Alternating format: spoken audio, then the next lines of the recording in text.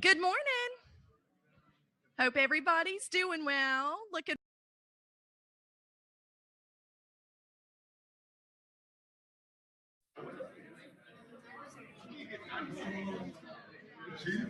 Morning, guys. Good morning. Okay, so this is your password. It's B1 selective. So just wait at the start screen, okay?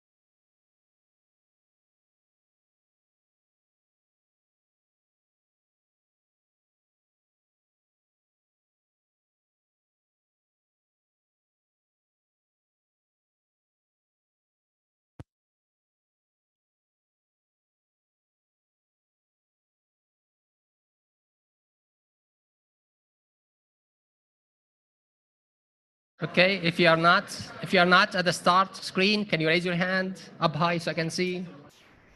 Okay, so still have few. So guys, remember when we talked about how, the adrenergic oppose the cholinergic, they fight for each other, right? And normally you have a balance between the two. Remember that? Okay, so you still remember the balance between sympathetic and the parasympathetic. And then we covered the parasympathetic. We talked a lot about the cholinergic, anticholinergics, okay? And what is left is talking about the adrenergic. So today we'll talk about some of these examples of the adrenergic blockers, okay? And next week we'll talk about the adrenergic stimulants like the beta-2 agonists when we learn about the asthma and the respiratory system, okay? So that's why we saved this part about the adrenergic for these two lectures. So I want to make sure you connect what we learned in the first lecture about the autonomic nervous system, the balance between the two. Just a quick reminder. Remember this figure? Yeah, okay. So back then we learned about the parasympathetic system and how cholinergic, anticholinergic drugs work. Today we'll learn about the sympathetic, basically the sympatholytic. Too many terms, right? There is sympathomimetic, there is sympatholytic, okay? So today we'll learn about the sympatholytic, and then next week we'll learn about the sympathomimetic, things that will help in case you have asthma, okay? So who's not at the start screen yet? Raise your hand up high. 1, 2. Okay. So let's wait for you. Okay. So you want to sit at the table there, I'll bring the paper for you.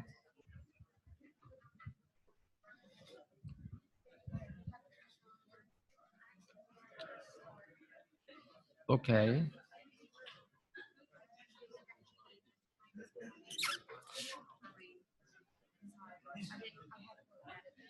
It's okay. It's okay. We'll if you need more time, we'll give you a paper copy, okay? Okay, so why do we care about the beta-1 selective in the case of, huh? Look at the table here. Where does beta 1 work at? The heart. So if it's, well, first of all, if you target the beta and alpha receptors, you have plenty of side effects, right? But then if you target only the beta, but not beta 1, basically you target beta 1 and beta 2, then you also get some side effects from targeting beta 2. So your goal is to target beta 1, okay? If you don't, when you have non-selective effect, then you get, you know, these horrible effects from targeting alpha 1, beta 2, and beta 3 in the case of the fat cells. So just look at the table, see how, you know, the most efficient, or the, you know, the most selective way or the best way to treat the hypertension is by targeting beta 1. All right, let's check again. Who's not at the start screen? Raise your hand up high.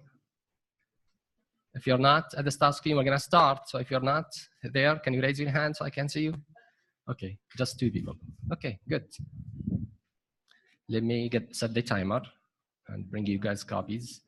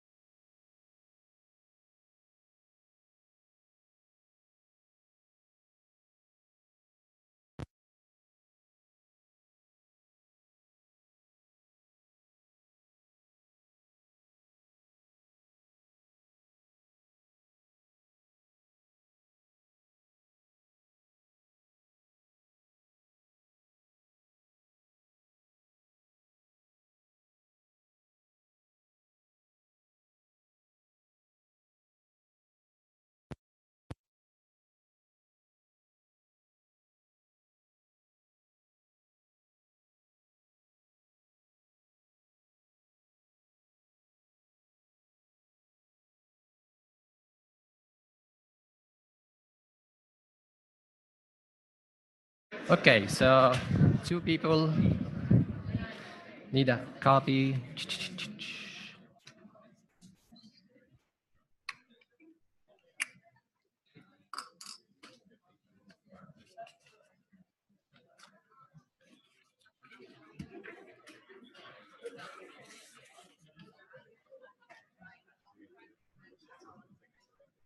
Okay, go ahead and start, guys.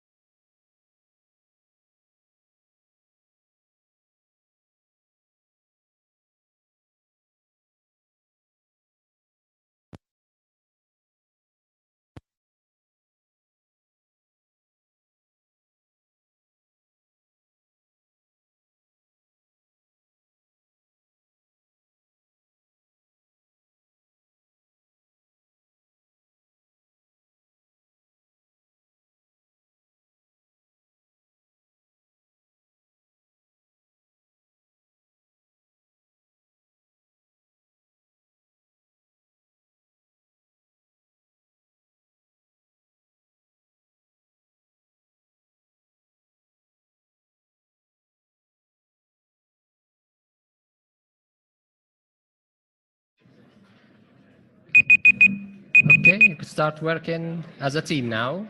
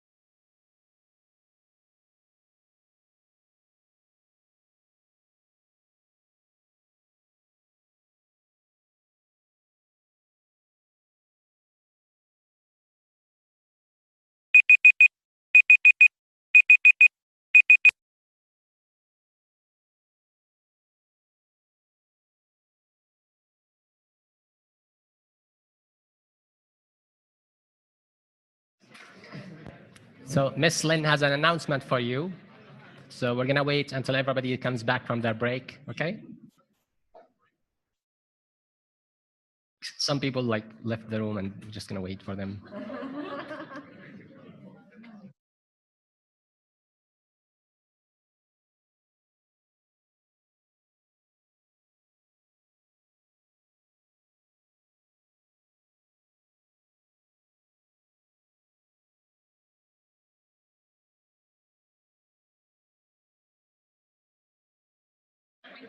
Do you have anybody missing in your team? Yes? One in your team, okay? Any other teams? Are you missing someone? One more over there and one more over there? Okay, so 3 more, 4, okay.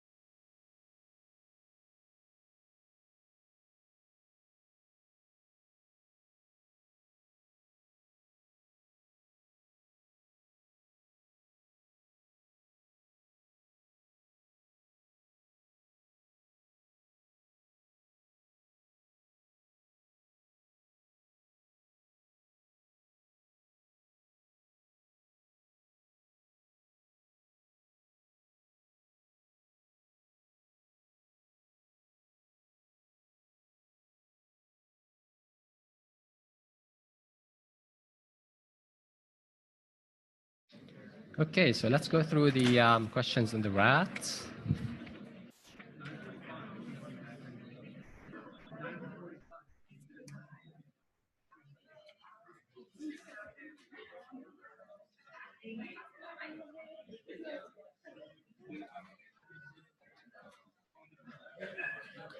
Okay, so the first one,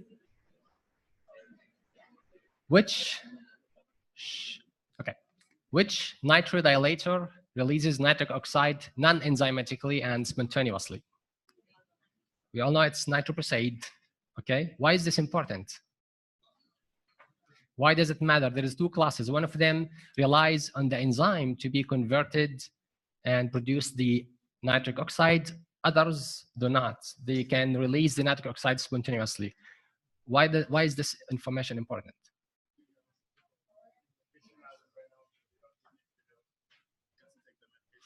If they could, okay, so if they do not have the enzyme, like if they do not have, if they have problems with their, liver, assuming the enzyme is in the liver, I'm not really sure where is it located, but if the enzyme is not present, then they cannot take the other ones that relies on the enzyme. They can take this one. But there is one more factor. Francisco.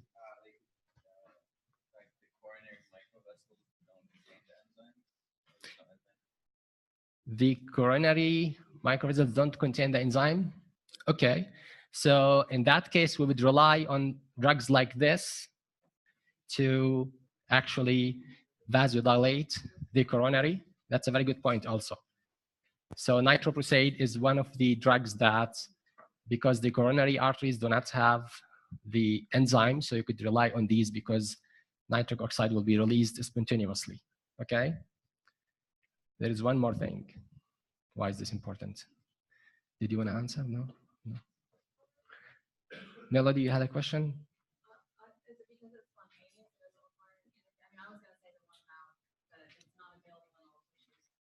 Okay. Sure. I mean, you could think of this as, an advantage, but there's one thing that has to do with tolerance. What happens when you get tolerant, when you develop tolerance to these nitrates? So the hypothesis.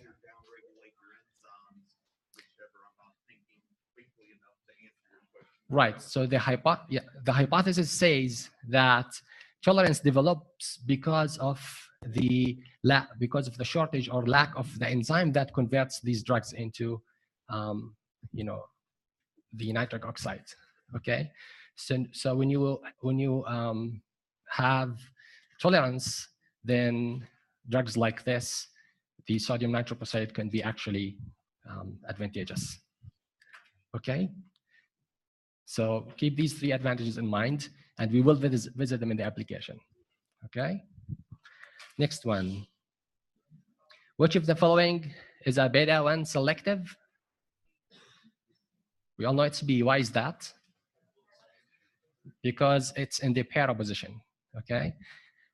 As you probably have seen in the notes, just quickly, since I'm in, on the topic. So in the beta-1 receptor, we have an OH group down here. We actually have a group, not necessarily an OH, but there's a group that's able to form hydrogen bond. So drugs that have this function group at the para position are able to form a hydrogen bond with beta-1 receptor. So this is a base for selectivity. Okay, drugs that do not have this function group at the para position, like in this case, it has it at the which position? Meta position. So they do not form the hydrogen bond. Okay, so this will be a base for selectivity. When you look at the structures, if they have this function group, the electron, the oxygen, the hydrogen bond acceptor group, then they are able to actually bind to the beta-1 receptor. Okay, how many interactions do you see on the left side with the beta-1 receptor?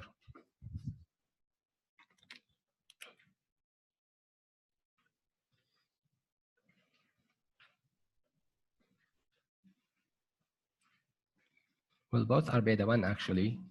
The other thing is, in the case of beta-2, you don't have this one here.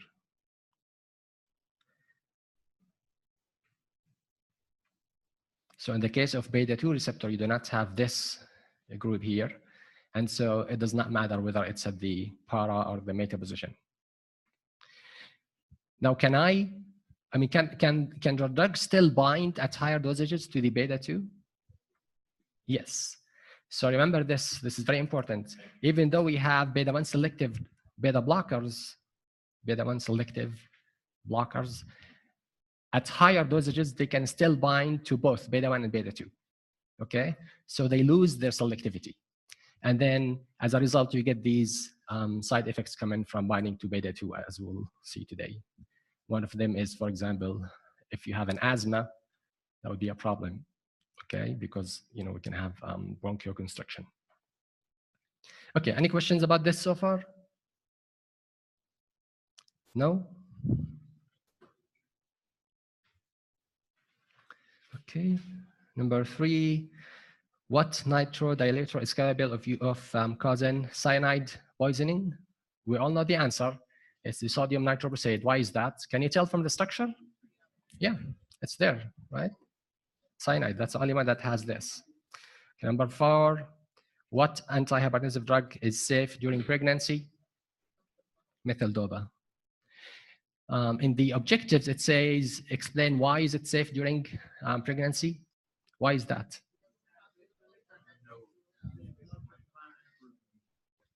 Okay, congratulations. You think rationally. Thank you.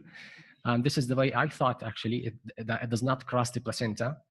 Indeed, it does not cross the blood-brain barrier, but the placenta is not as lipophilic, so it does actually cross the placenta, but it does not cause any teratotoxicity or any toxicity to the infant, okay? In fact, this is one that was corrected by one of the classes in last year.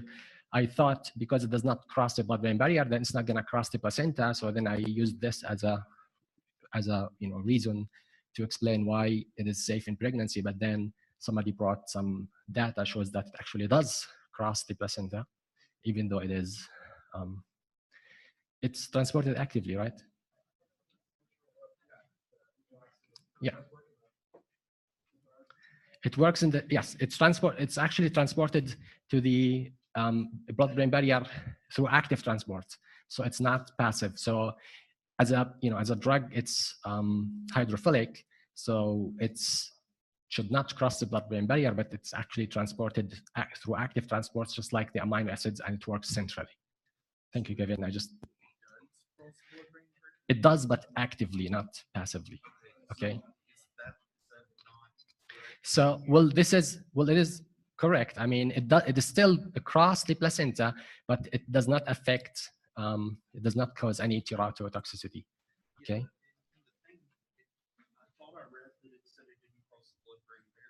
Not passively, but actively through some. Does it say that? Yes, it does say that in the notes. Yes. Yeah, the notes are corrected.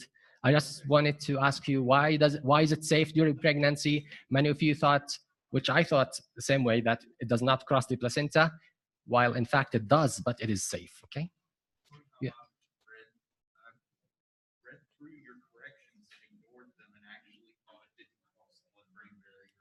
I don't know how.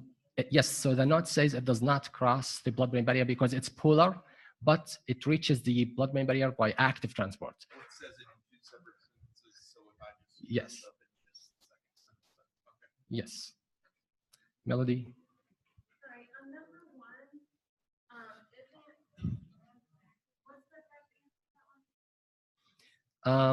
the sodium nitroprusside. Okay. Kate? Katie?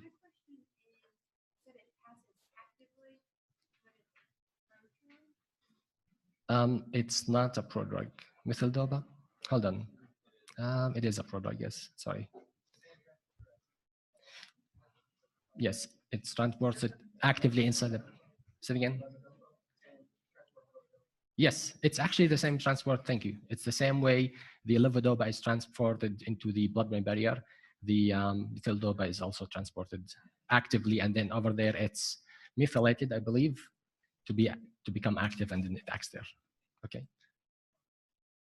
Okay, but the question was talking about pregnancy, which is crossing the placenta. Okay, so it does cross the placenta also, but it does not cause any teratogenicity. Did someone here have a question as well? Did you no? Okay, I thought somebody else was raising their hand. So far, so good? Confused enough? Not yet? Okay. Number 5, Delzim should only be administered in the immediate release formulation to avoid vasodilation resulting myocardial infarction. We all know it's false. Why is that? It's the opposite. It should be administered, it should be administered in the extended, sustained release, okay? Because if you give any of these calcium channel blockers, mainly Delzim, nifedipine, and verapamil, I believe, they could actually cause, drop in the blood pressure, and then you could cause myocardial infarction. Okay. Any questions about this so far, guys? Yes, Melody. On number Mm-hmm. 3, for some reason I could not, like my computer wouldn't zoom on it or something, so I couldn't open the structure, so I just had to guess. During the rats that we have, I know during the cats we can ask me a question. I didn't ask a question because I didn't know, but during the rats, can we raise our hand and ask to see a paper copy? We can't see something. Sure. It's really small. Yeah, in the past, I had, in the past, especially cats and files, I had to actually print the figures on a piece of paper for someone who just prefer to look at the page. Do you guys want me to do that on the final? Yeah? Sure.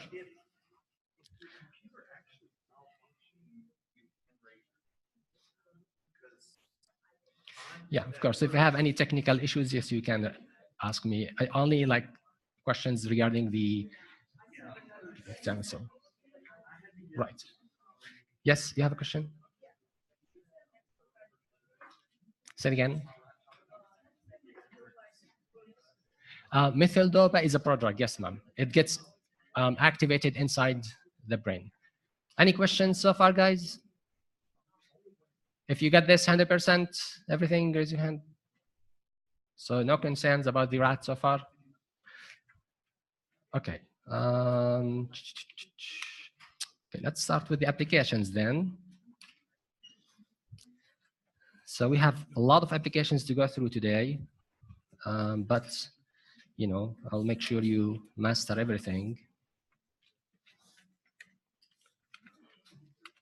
The first ones talks about the nitrodilators. So let's start with these, okay? Exercise number 1.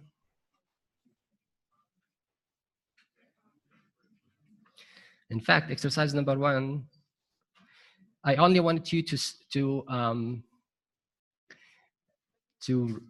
know that there is an enzyme responsible for the release of nitric oxide. Just take a minute, take a few minutes and go through exercise 1 and 2. Just study the pathway of how nitric oxide is synthesized, and then the different mechanisms of vasodilation. Although we did not cover all these, but it's good just to look at them. Okay. So, exercise number 1, and we'll talk. Okay.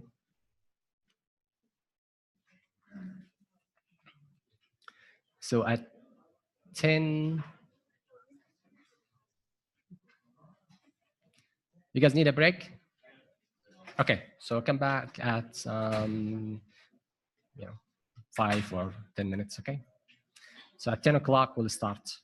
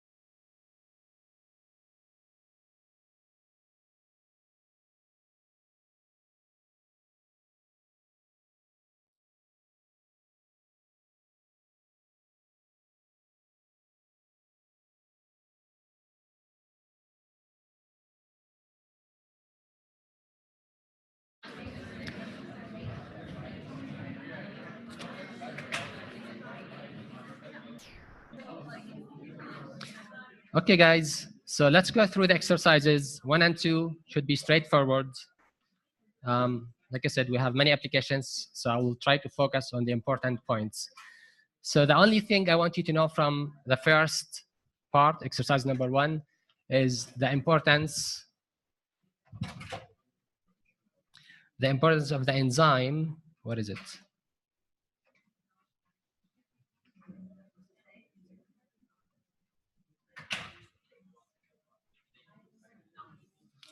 I don't even have the name of the enzyme here.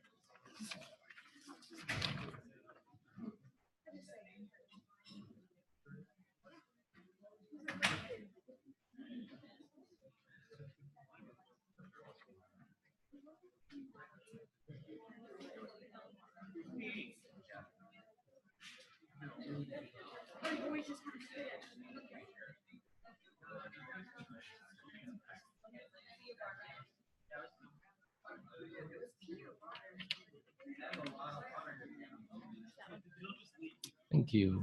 Yeah. Okay. Thank you, Nadi.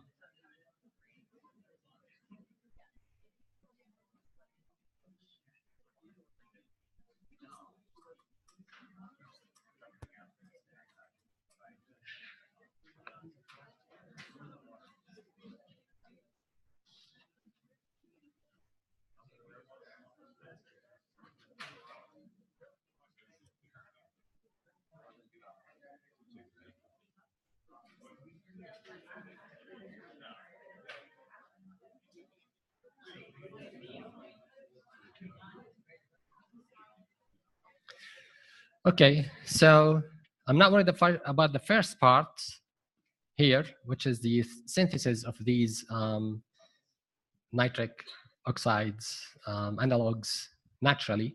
I am concerned about this enzyme, this second part, which is responsible for the release of the nitric oxide. Okay, so the same process occurs with the drugs that are dependent on the enzyme. So that's all for this part. I just want you to realize the importance of the enzyme in helping and releasing the nitric oxides.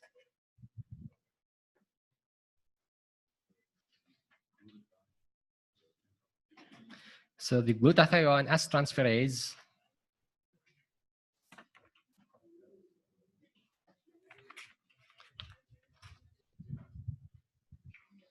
helps the release of the nitric oxide. That's why some of these drugs will require this enzyme before they can be before they can act. So what is the importance of the nitric oxide? In this diagram here, we have several mechanisms that causes relaxation or contraction. This is where the nitric oxide importance comes to play.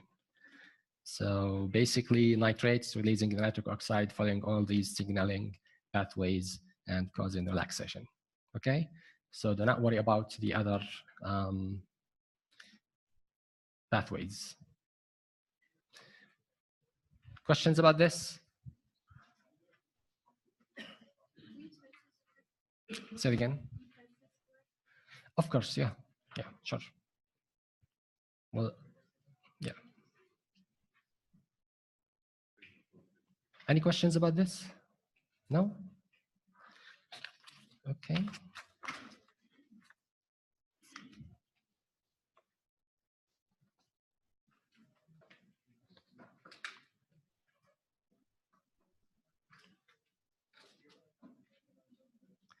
So this one here actually shows a more detailed reaction, which you don't have to know, just for your own information, that compares between the two classes of nitrates.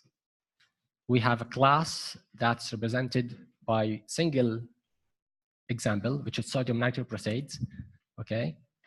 And this class here releases the nitric oxide spontaneously. On the other hand, we have other class of drugs represented by many of the nitrates. They rely on the glutathione acetyltransferase to, at the end, produce this nitric oxide. This reaction is for, just for your own information.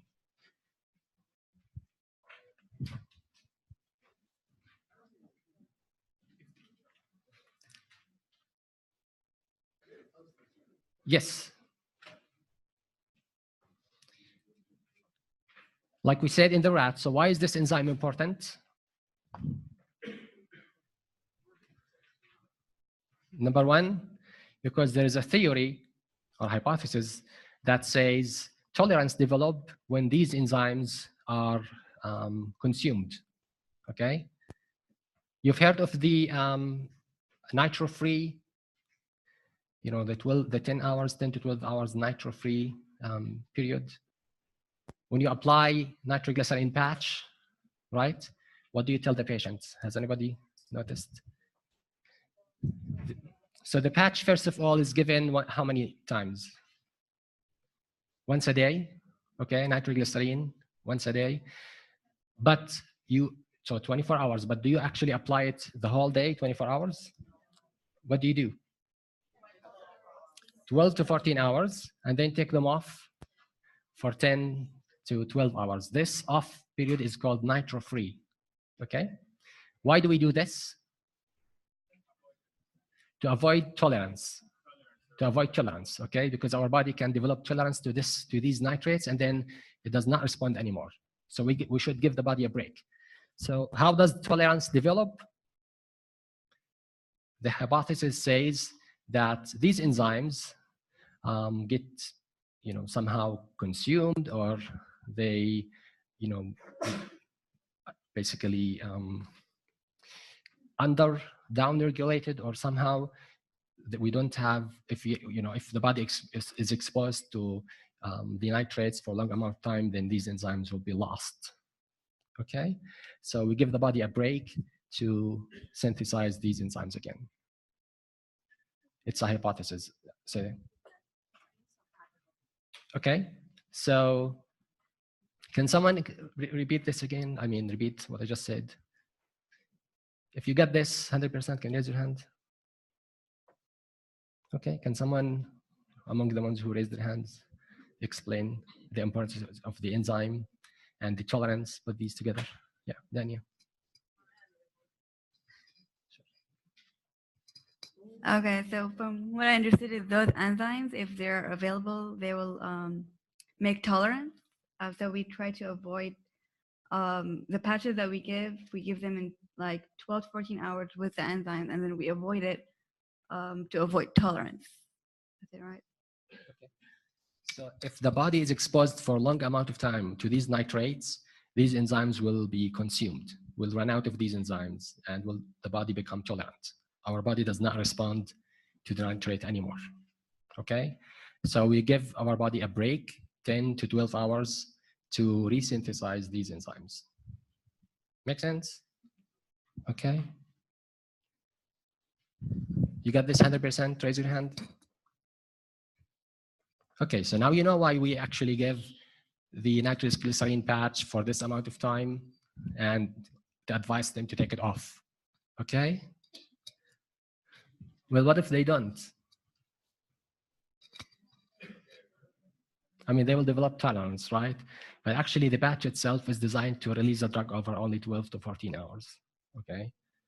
So, but you still have to advise them because they should know that should be, why do you keep the patch, all the day if it's only useful for 12 to 14 hours, right?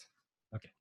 So what about as you have read the note, you've seen things like extended release, isosorbide dinitrate, correct?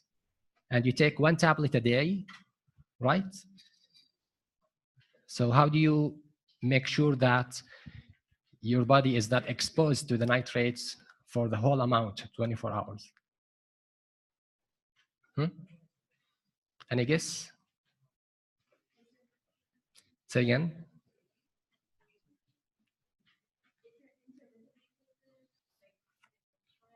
Okay, so the tablet is designed to be an extended release, means it releases the drug over long time. How much long time? 24 hours? That's a good guess, 12 to 14 hours, okay? So even though the patient takes the tablet once a day, okay, but the tablet is designed to release the drug basically over 12 to 14 hours, and that's it. To give your body a break for the next day when you take the second, pill and so forth. Make sense? So it's already been implemented in the design of the tablet. You don't have to worry about, take the tablet for 14 hours and then take it off your, right? Impossible. So, okay.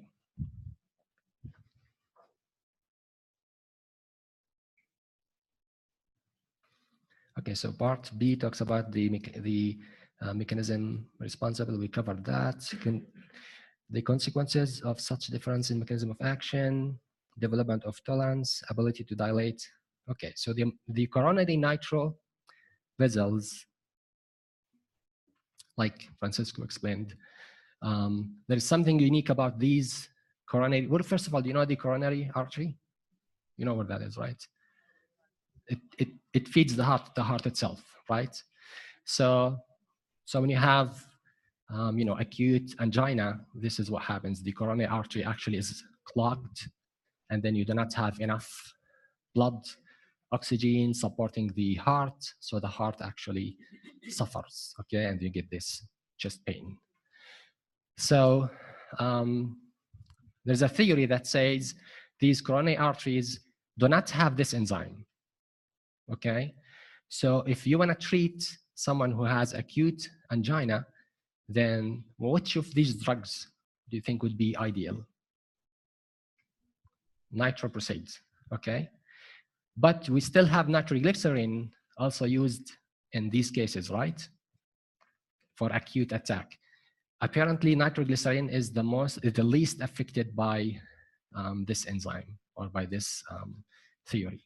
So we have the most effective one as nitroprusside and then followed by nitroglycerin. Okay?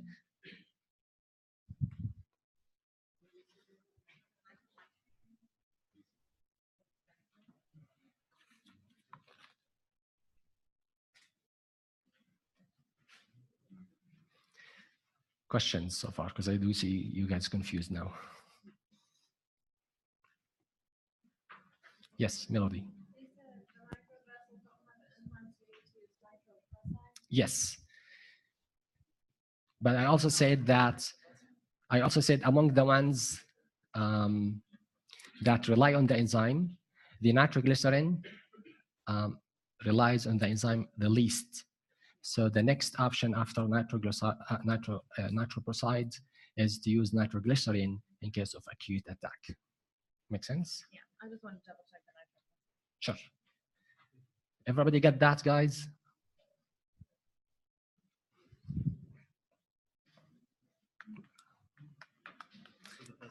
Questions?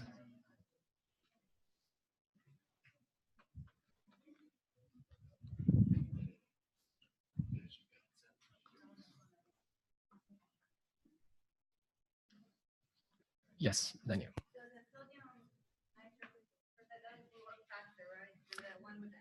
Exactly. It also works faster. So if you look at the table in the notes, you will see that there's an onset of action, and we have the well, this is comparing only the nitrates, right? So the nitroprusside are the ones they spontaneously release the nitric oxide. Okay, so they work much faster and they don't rely on the enzyme, so they cause the coronary vasodilation. Yes.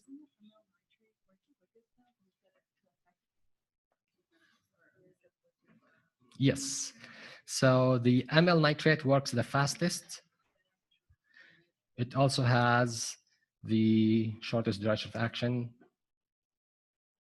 So the nitroglycerin begins within 2 minutes, but it has like 30 minutes duration of action.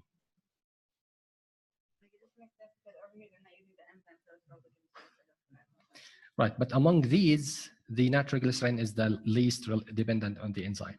Okay, so in the case of the coronary artery, acute angina, it's the nitroglycerin. So how are the instructions of the nitroglycerin given?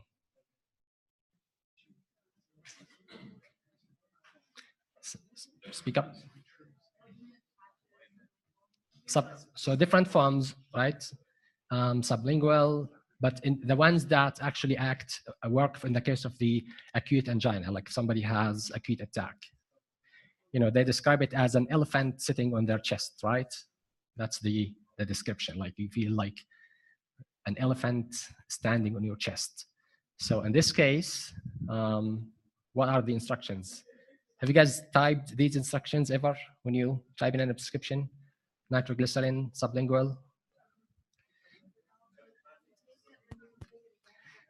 You take one under your under the tongue, and then what happens? You wait 5 minutes. Pain is not gone. You take another one. This is number 2. What happens? You wait 5 minutes. Pain is not gone. Take third one. Pain is not gone. Call 911. Seriously. Yeah. I mean, the instructions themselves are scary, right? It's like you're about to die, so just wait 15 minutes before you call 911. Right? So nitroglycerin is the least dependent on this enzyme, so that's why it's used in these cases. Now, what is the importance of the short duration versus long duration of action as far as treatment? We have 2 treatment approaches, right, Kevin? Excellent. We have 2 treatment approaches. There is an approach that we want to treat the patient in case of acute angina, something immediate. So in this case, you give a drug that has a fast onset, short duration of action, okay? But then the other approach is to treat as a prophylaxis, to prevent, as a precautious, preventing someone from having the attack. So then in this case, you would give the long duration of actions, okay?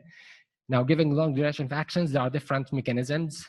One of them using a patch to release the drug, like we said, or use a tablet, extended release, and so forth. Okay, let's go to we will visit some of these concepts when you go through the exercises. I just got ahead of myself. Okay. There is one feature that is unique about the nitrates as a vasodilator compared to the others, is the fact that it causes vasodilation to both the arteries and the vein. You know how the arteries, how the heart supplies organs through the arteries and then the blood comes back through the veins, right? So nitrates are able to actually vasodilate both sides. So they reduce what's called the preload as well as the afterload, okay? So they reduce the load on the heart on both ways, okay? So this is option D, what makes nitrates unique among the other classes of vasodilators.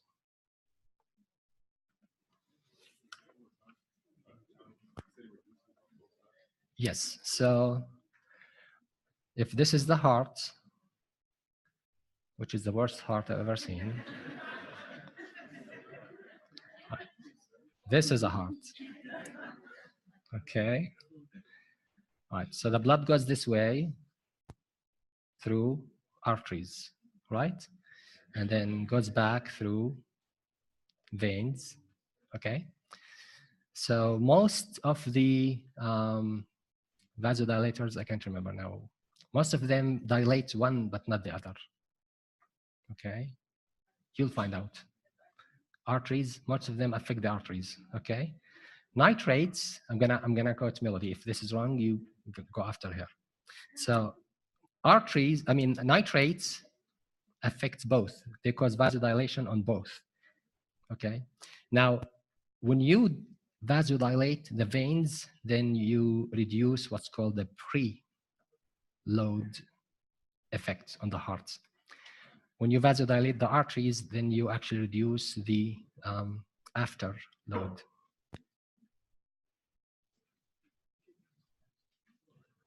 Okay, so we have something called afterload, something preload. So what's unique about these nitrates is the fact they reduce both after and preload effects. Okay, does this answer your question? Okay. I wanna go back and do exercises. I mean, we're gonna go through the exercises in order, but before I do that, I wanna make sure you don't have any questions about what I said so far. So now we're gonna go systemically to the rest of the exercises. I wanted to just to speed up, cover these concepts, and then things will be clearer as we move forward for the rest of the exercises. Any questions so far, guys? Yes, additional.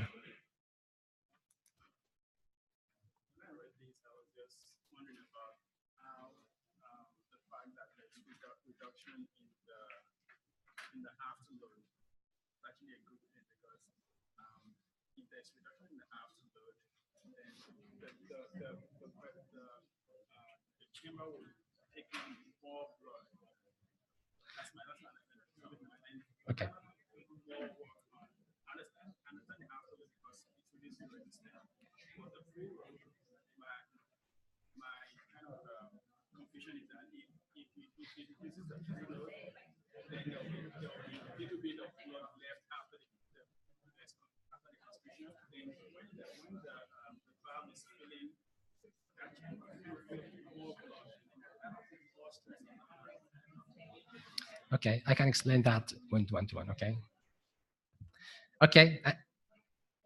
Any questions, guys? Last call for questions before we start exercises. You got everything I said so far, 100%? Raise your hand. No? So ask questions. It should be simple, right? We only talked about the enzyme and its importance and 2 different classes to basically see why do we use nitroprusside, as in the case of acute attacks.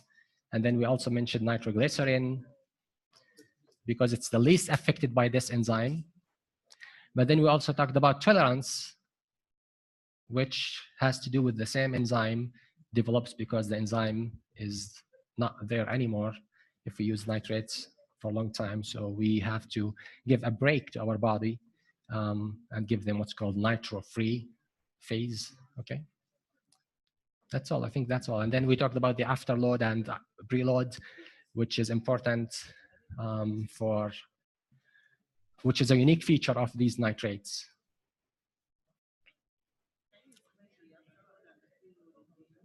Okay, so you know how the blood is, our heart pushes the blood to the organs and then it comes back from the organs back to the heart. So here you have arteries, here you have veins, and then normally the vasodilators, they dilate the arteries but not the veins. In the case of the nitrates, they actually cause vasodilation to both arteries and veins, which is a unique feature. So you actually have less load on the heart. So preload, afterload. Mm-hmm.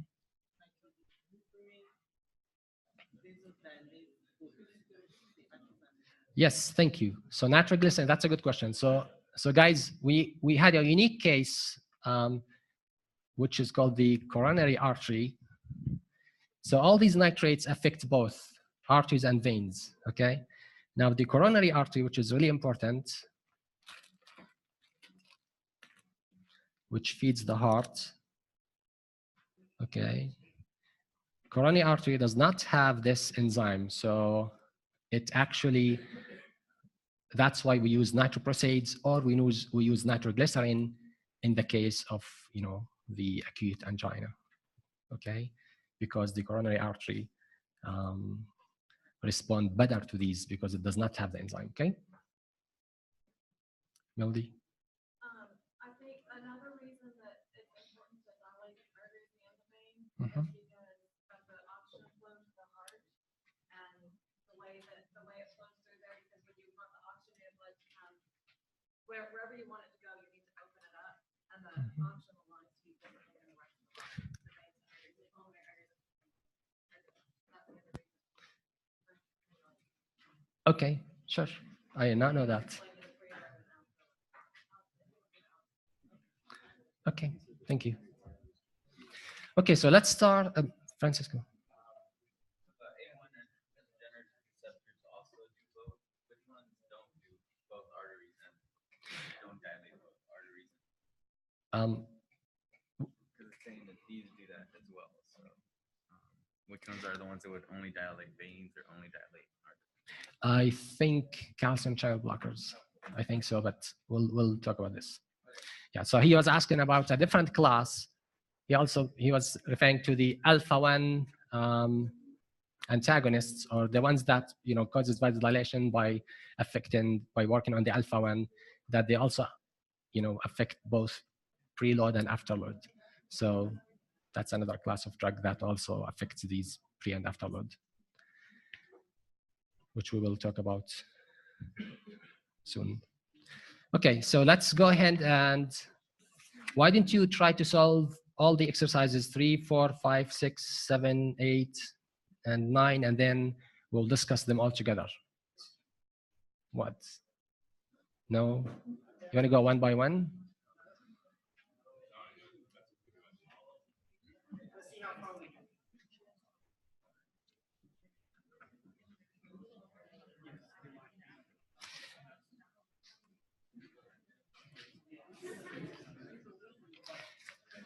They are actually there's each exercise covers like one concept at a time, seriously. So it might be better to like try to go through them, okay, and then I will make sure we master all the concepts, okay? I promise. So try to go through them. Actually I'm holding the different exercise. Okay, so go through exercises 3 to 9, 3 to 9, because like I said, there's only one concept in each exercise that you should, in fact, many of them we have talked about already. So 3 to 9, okay, just visit them and then we'll discuss together, okay? Let's set maybe, 10 minutes. So at 10:40, we will answer all these exercises, okay?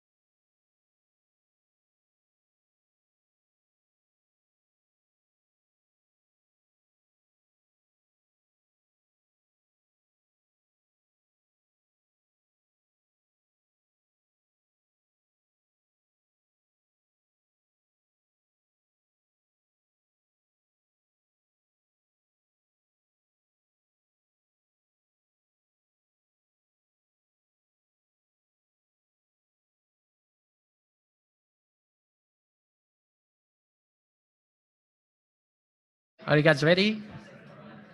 Are you guys ready to discuss? You need more time. Ready? Okay. So question number 3. So one of the chemical features of these drugs is that they are volatile, or maybe you can help me. What are the chemical features of these nitrates? I mentioned one of them as volatile. What else?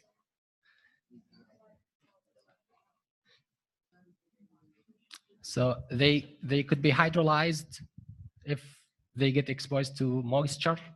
Okay. What else? Light, sensitive to light. So how are these effects being solved? In the case of the light, you could actually, use some forms to either like wrap them with a foil, or the bottles themselves are dark, so they actually prevent, the exposure to the light. How about the humidity? Exactly. So the bottles should be tight, or they actually could be using some of these things that absorbs the moisture in the bottle itself. What else? The fact that they are volatile. So in the same tablets, there's something called fixing agents, okay, that that are combined with the drugs to prevent them from, I guess, evaporate. And are these drugs more lipophilic or hydrophilic? You look at the nitrates and you think it's actually more hydrophilic, right? But their nature is actually more lipophilic. Well, see, you try to it's not fair to compare something just by itself without looking at other drugs. So these drugs are lipophilic enough that they can actually be used for topical preparations. Okay, so in fact, you would see that one of these drugs, I'm not sure if this is available in market or not. I've never seen it here. It's like a cream that you rub on the chest in case of the acute angina. Okay, so they could be used topically. The most common one you would see is the patches. Okay, so they are lipophilic. Okay, so that just some of the chemical features of these drugs and how these been solved. We talked about the light, the humidity, the volatile nature of these drugs, okay, and the fact that they are lipophilic enough that they could be applied topically. So that's all for this exercise. Any concerns about it? Should be very simple, right? Okay, exercise number 4, we already answered that. So relate, yes. Topically, yeah. So they could be used in creams or in patches. Okay. Exercise number 5, we already talked about this. We talked about 2 different approaches. One as a treatment in the case of acute angina, one as a prevention, prophylaxis. We already mentioned the duration of action, the importance of that. Okay. Exercise number 5. Can you think of the different formulations used to make the drug have a long duration of action?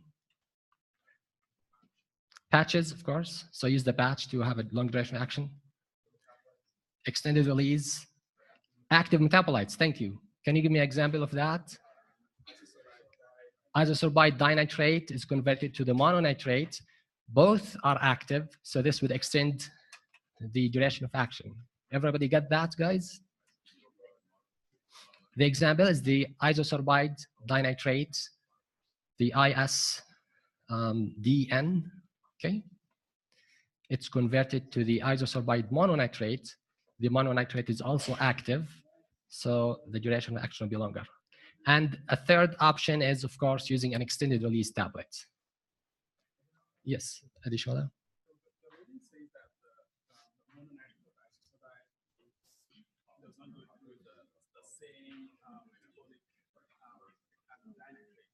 That's why it's sold by the as sorry, sold prescription as monocyclic as like because metabolite doesn't go through that process. Doesn't get metabolized as much. My question is, looking at what we know about metabolism of drugs, right? Like in the case of the OH and the glutathione and the chloride, isn't the metabolite supposed to have even the short duration of action? Isn't the acetylite mononitrate supposed to have a shorter duration of action than the dinitrate? Since it's already it's a metabolite of the first one. I don't know if that makes sense. So that's the second. The mononitrate is the metabolite of the dinitrate. True. Right. Mm-hmm. The reading says that the mononitrate does not get metabolite doesn't get excreted from the body as the dinitrate. Right. Like True. That's why it has a longer duration of action compared to the first one. So my reason is that based on what we learned about metabolism of drugs, right? The metabolite of drug A, for example, if A is a drug, B is a metabolite. A is supposed to have a longer duration of action than B, since B is a metabolite. That's my understanding. I mean, so I was confused. Okay, that's a good point. Okay, guys, this is okay. Shh. So Adishola has a really good point. So he says drug A is converted into Shh. Thank you. Drug A is converted into B, okay, and B is active. Now A in the notes, the isosorbide dinitrate has a shorter duration of action, right? It's converted into B. So in theory, it has a shorter duration of action. B has a longer duration of action. So his point is, when you compare these two, then drug A should have a shorter duration of action than B, in theory, right? Make sense? But if you only look at drug A and not the fact that it's converted into another drug, B, then yes, that is correct. But if you look at both together, yes, A has a shorter duration of action until it's converted to a B, but then the activity continues with B. So the activity is carried out now by the next phase, which is metabolite. Okay? Does this answer your question? I was comparing it to like in the case of methadone. Methadone, exactly. Active. All, yes. So relatively, you're saying that the first drug, the original drug, methadone, has a short duration of action compared to the metabolite. Yes. So, yeah. So, yes. I mean, you could be confused when you read and say that drug A has a shorter duration of action, but we're really referring to that chemical substituent by itself. Okay, but when you administer a drug, it's converted to B, then after all, the activity, the pharmacological action is longer when you administer A than when you administer B. Make sense, guys? Thank you. So the duration, yes. So the isosorbide dinitrate will have a longer pharmacological effect than the isosorbide mononitrate. Okay? Just like the example of the methadone, guys. Methadone is actually metabolized quickly into many other kinds, yet it has a very long duration of action. Why? Because all these metabolites resulting out of the methadone are actually active. Okay? Okay, so then we have these are different ways of increasing the duration of action for these drugs using active metabolite, patches, extended release, vegan. So, right. So basically, having an active metabolite would enhance the duration of action of the pharmacological activity overall. Okay. Sure. Okay. So then, exercise number 6 talks about the sustained release or the ways to prevent nitrate tolerance. We already talked about that. In the case of the patch, 12 hours or to 14 hours on, 10 to 12 hours off. In the case of the tablets, you don't have to worry about it. The tablets are designed in a way to release a drug for only 12 to 14 hours. Okay? Yes, sir. It may not be class, but when you give, is there a dose situation with isosorbate dinitrite versus which converts? I don't know what the range is. Some of it's the 5 thing, 5 mononitrate. Some of it's some inactive, maybe to a. So you end up with you give this much isosorbate dinitrite some of it breaks down into the active metabolite. Some of it breaks down into an inactive metabolite.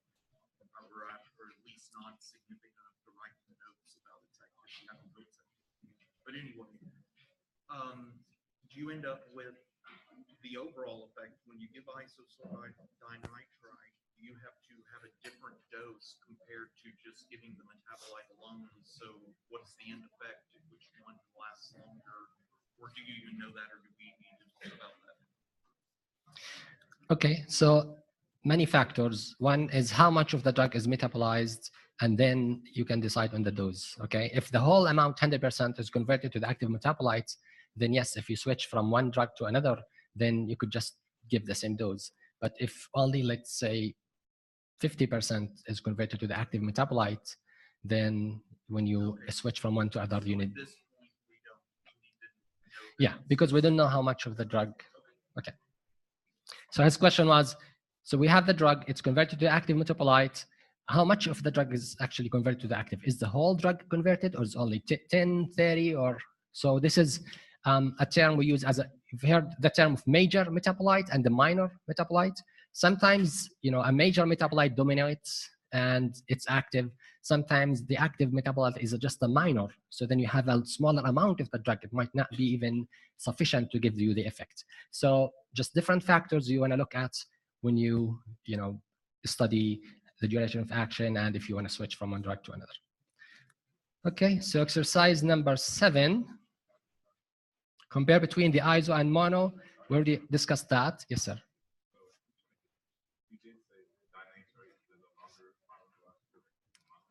Yes.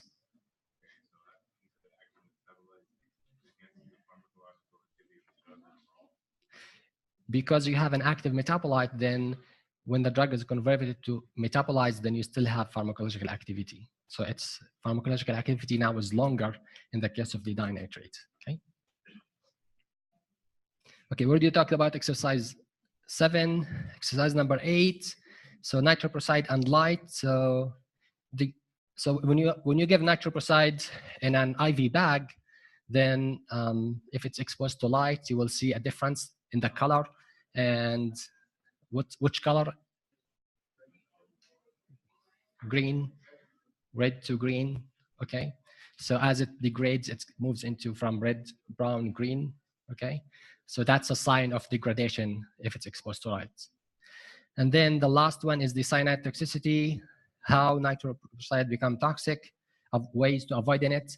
So we already know that the nitroprusside has cyanide, and it could be converted to the, give the cyanide or cyanide toxicity, and it's related to the concentration of the drug in our body. So there is certain concentration, as long as the nitroprusside within that concentration, it's I think between 60 and 200 in the notes. So as long as the drug within this concentration, then it's not going to produce the cyanide toxicity. When it goes above that concentration, it causes the toxicity. Okay. Okay, so this concludes this part. Any questions about this so far?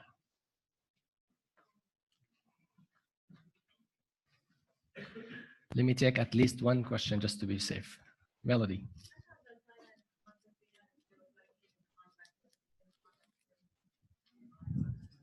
Say it again.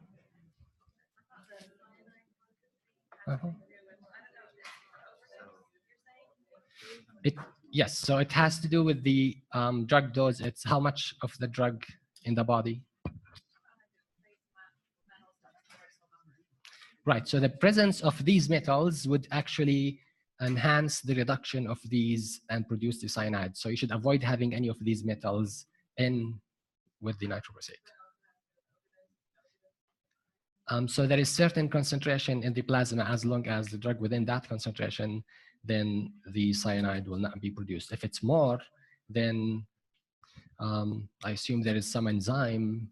Then there is one. If it's higher, then enzyme gets saturated, then the cyanide is produced. But I have to check on the mechanism. But the way to prevent the cyanide toxicity is to make sure the concentration of the drug is within this range between 60 and 200. Is it 60 to 200 in the notes? 50 to 200? Okay. Okay, yeah, whatever the notes say. I'm sorry. Okay. Yes. Which one? 7? Oh, so this is the, yeah, this is the same. No, so this is the same idea of, the drug is metabolized into an active form. So the dinitrate, so the isosorbide dinitrate is converted into the isosorbide mononitrate. That's why the dinitrate has a longer duration of action, longer pharmacological action than the mononitrate. Okay. This time, but the isosorbide dinitrate is active as well. Yes. Yeah, I mean, you mentioned it before. I just know that she was. Yes. Yes, and in the market you will see drugs marketed as isosorbide dinitrate, and you will see drugs marketed as isosorbide mononitrate. Okay. Now, question for you guys: in the case of the nitroprusside, this is a question one of the students asked. In the case of the nitroprusside, can you develop tolerance for it? Can you? No. Why? It does not rely on the enzyme. Good job. Thank you. So this is actually this is what supports the hypothesis that this enzyme has something to do with the tolerance. Okay. Yes, sir. Nitrosorbide. I'm sorry. The nitroprusside. Okay. Nitroprusside. Can you develop tolerance to nitroprusside if your body is exposed to that drug for a long amount of time? The answer is no. That is correct. Why is that? Because these drugs do not rely on the enzyme, and we have explained that it's the enzyme is the factor or the one that's responsible for tolerance, because it gets used or affected by the nitrates.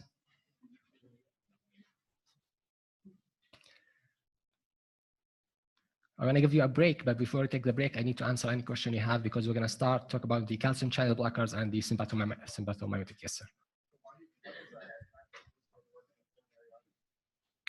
Which one? Oh, nitroglycerin, because it's the least affected by the enzyme. This. So I guess maybe it's, I'm really not sure 100%. I just think it's, yeah, no. Yeah, this is one of the things you just can't explain. Like, so it's basically, maybe it does not need as much enzyme to release the nitric oxide, because all of them end up releasing nitric oxides, but maybe this one does not need as much, so it's least affected. Yes. What do you think? Okay, so if you compare the mono by itself, it's stay longer before it's metabolized, okay? But the dinitrate is converted to the mono, and then that's why the dye has, it's like, although it's metabolized faster, but then when it's metabolized, it's converted to the mono, so the pharmacological activity is now carried out by the mono. So we have, overall, the pharmacological activity is longer with the dinitrate than the mono. Okay. Good questions. More? Right, let me take 2 more questions before you take a break. So if you need a break, give me the questions. Yes, John. No, not John. Somebody. Yes. Just to make sure I'm sorry. The Distracted. one that doesn't need the enzyme for Yes. coronary arteries as well. Exactly. Yes. Thank you so much. So the nitroprusside, because it does not need the enzyme, that's why in the case of coronary artery, it actually works very well. Okay, because again, enzyme is not in the coronary artery, so the nitroprusside works very well. Now, why do we still use the nitroglycerin? Because among all the other nitrates, nitroglycerin is the least affected by the presence of this enzyme. Okay. Yeah, I mean, yes, it's fast, but there are others that are faster than nitroglycerin. It's just, Not sure about that, to be honest. So, but no, the nitroprusside is actually faster. It's the fastest because it's just released spontaneously. Okay. I didn't know if it was if the spontaneous reaction was really, really fast or if it's just like. Yeah. Okay. One more question before you take the break.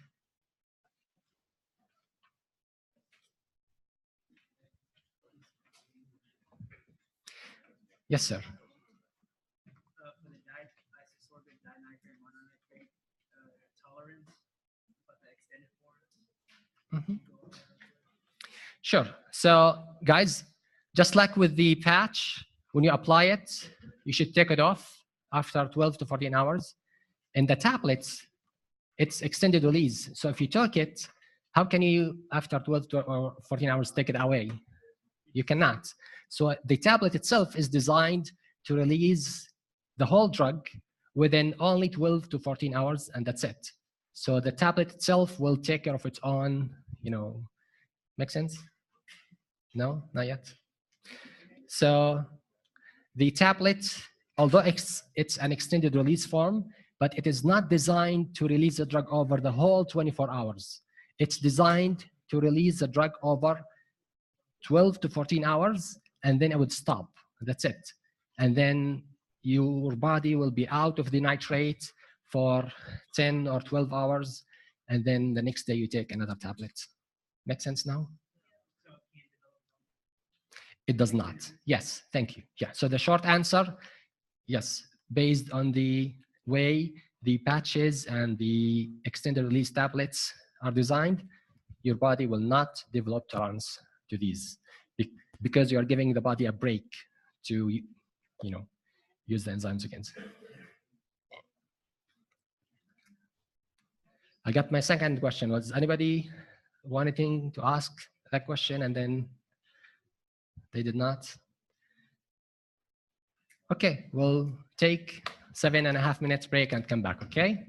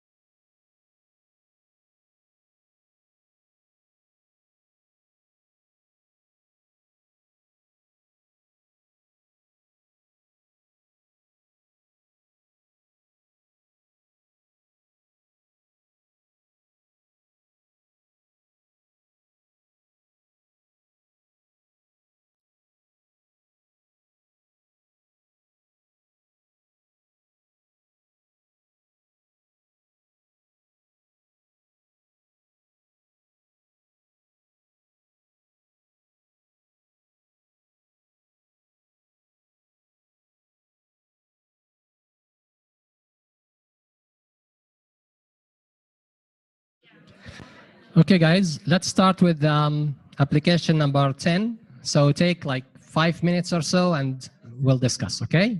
Start working on exercise number 10.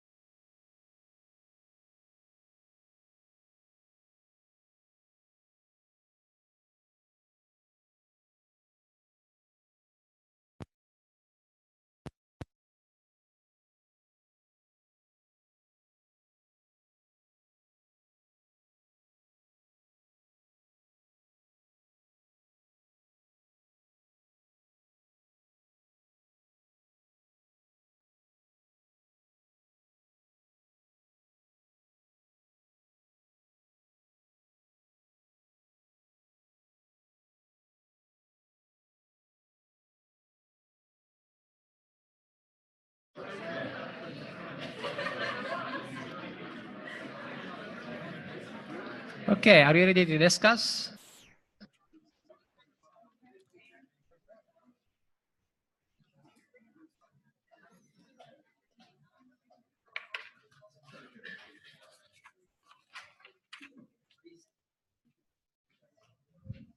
So you guys are experts in the allosteric modulators, right?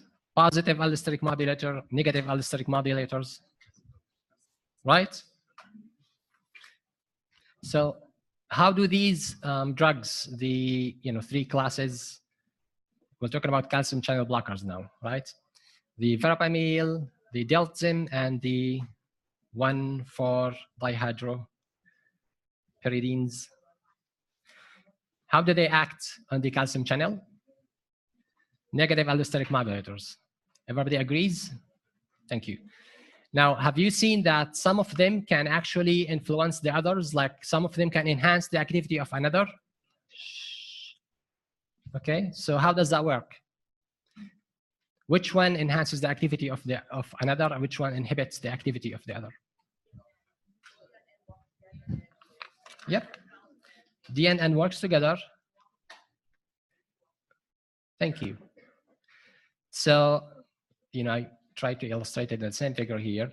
So V and N inhibit the activity of each other if they combined, okay? The D and V also inhibit the activity of each other. The D and N enhance the activity of each other. V is for verapamil, the D is for deltazim, and the N is for the dihydro, 1,4-dihydro pyridine, okay, DHP. But how does this happen? How could they bind at different sites, right? If you look at the allosteric site, they bind at different sites at the calcium channel. How can they affect each other?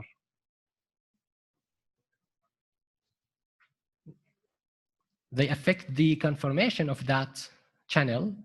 So first of all, that's the mechanism of action, right? So all of them affect the channel negatively. So they are negative allosteric modulators, right? Now, some of them, even though they bind on different sites, their presence can actually enhance the activity of each other positively, or they can reduce the activity of each other. It depends on how they end up affecting the conformation of the protein, of the channel, the calcium channel. Okay? Was that clear, guys? Yes. And just because you said it in the notes, it even makes it more clear in case you start to forget what happens. You said calcium channel blockers are not like cords. Yes. And just so I'm just saying, bringing that up because it made it obvious to me that they've got to be something else. So yes, yeah. So they do not interfere with the way the calcium channel goes. I mean, they do not directly interfere with the way calcium channel goes through the pore. They actually affect the channel by binding allosterically. Okay. Any questions about this?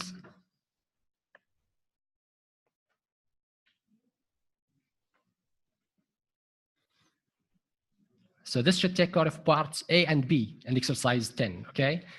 How do they act, the mechanism of action, and how they interfere with each other, okay?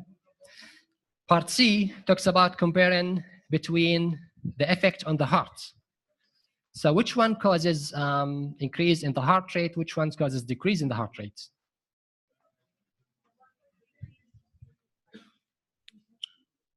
Say it again.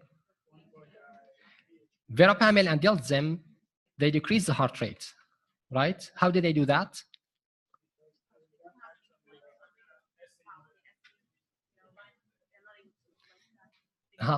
Say it again. So exactly, so they affect the heart rate by affecting the AV node and the contractility, right? They affect the calcium channel both in the heart as well as the calcium channels in the arteries and vessels.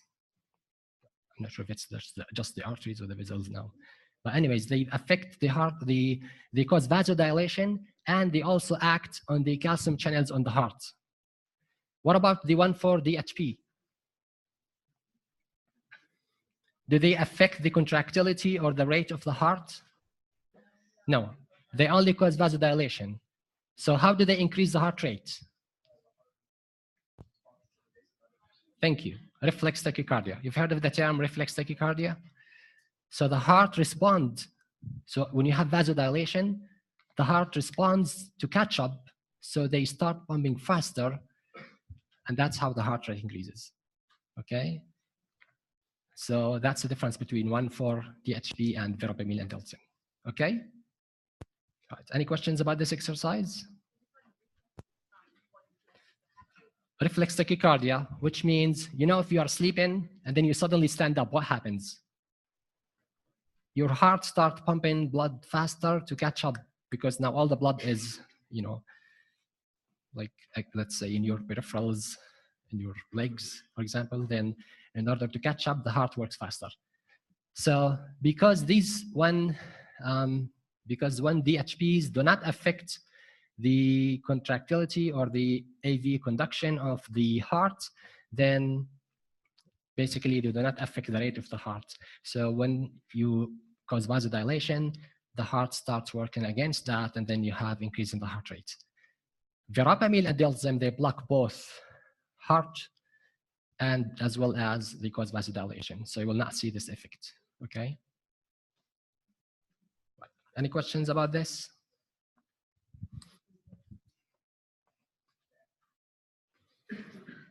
Okay, next I'm gonna show you the SAR, or actually you have your notes with you, right? So look at the SAR. I'm gonna ask you questions, and then you're gonna answer me. So looking at the SAR, what is the impact of the position of the substituted group X? Let me show the structure, might be easier.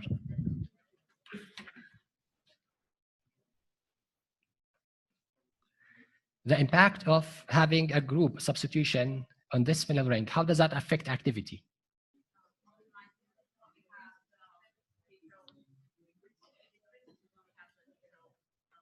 Say it again.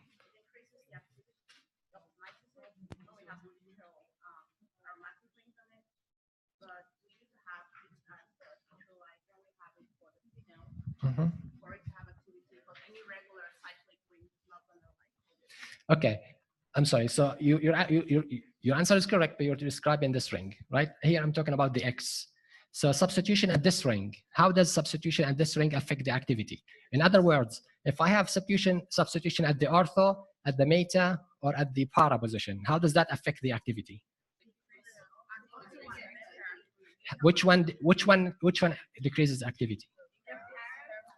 Exactly. At the para position, you will have loss of activity. Why is that?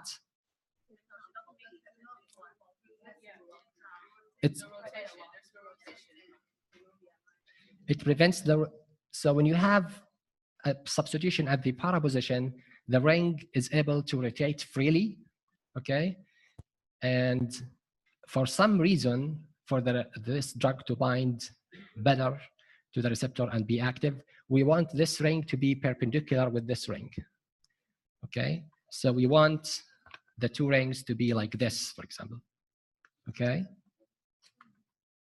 If they are this way, if they are parallel, activity is lost, okay? So we want the two rings to be this way, perpendicular. How do you lock the conformation to be this way all the time? By substitution on the ortho or the meta, okay? Ortho or meta, but mainly the ortho, okay? If you substitute something here, then anytime this tries to rotate, it will block, it will actually, clash with the other ring, and then it will stay perpendicular most of the time, and that's how activity is retained. Got it, everyone? If you do not add any substitution, or if you have a substitution here, then this ring will freely rotate, and then the activity will be lost. Make sense? But if it's freely rotate, if the ring is freely rotating, at some point it will be here, right? Why do we lose the activity then? So if we have no substitution, or if we have substitution at the para position, then the ring will at some point be here. Yes, it will rotate, but why did we lose the activity? Say it again. I'm sorry. It's impossible. Superimposable. Okay.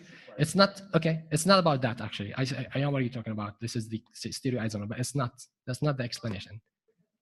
Say it again. It does not lock, but at some point it will visit this position, right? The answer is how much time it will spend on this position. So apparently, it needs to spend more time in this position to be active. If it's free, then the time, will be distributed over all these 360 degrees, and then the amount of time that this ring will spend in this position will not be enough to give you the activity, okay? Make sense, guys? So the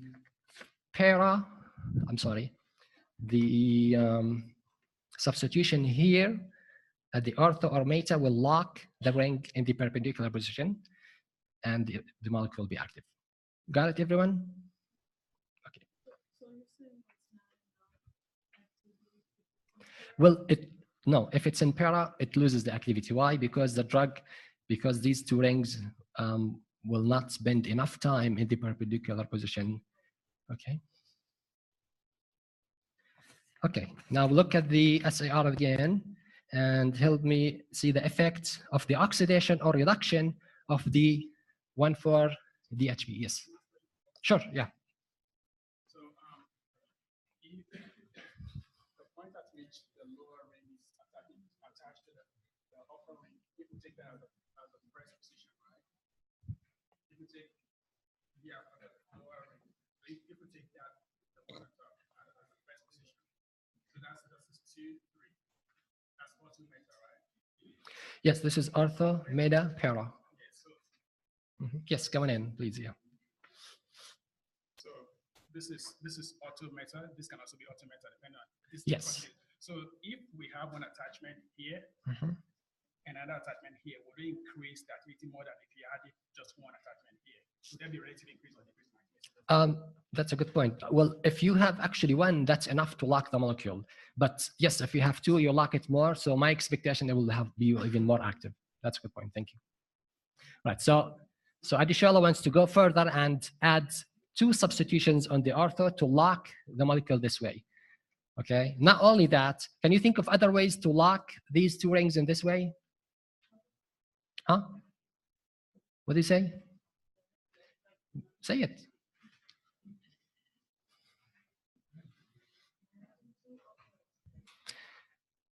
It might not work for this case because we do not have enough bonds, but if we can make this a double bond such that it does not rotate, so you should have said it, right? If we have a double bond, then we could actually lock a molecule in one conformation. It's the single bond that's causing this to rotate.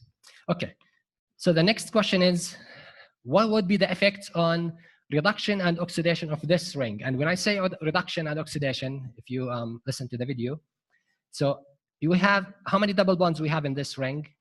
2. So if we increase the number of double bonds or reduce them, what happens to the activity? It gets lost. So this is the ideal. The ideal activity is when you have 2 double bonds here. If you have, reduction or oxidation, if you increase or decrease the number of double bonds, then the activity will be lost. Okay? And this is by trial and error, right? We've tried all the ways, and this is what we found. So it has to do with the way it binds to the receptor. Okay, the next says, what happens if we replace either of the ester groups on position 3 or 5 with nitro group? And the example I'm talking about is this one here.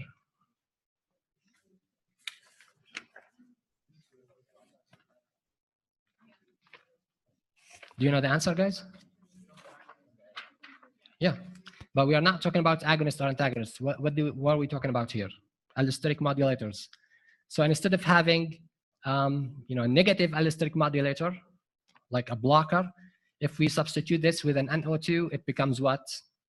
Activator, it becomes stimulator, okay? It becomes a positive allosteric modulator. The next part is, which one has no stereoselectivity on this list of molecules?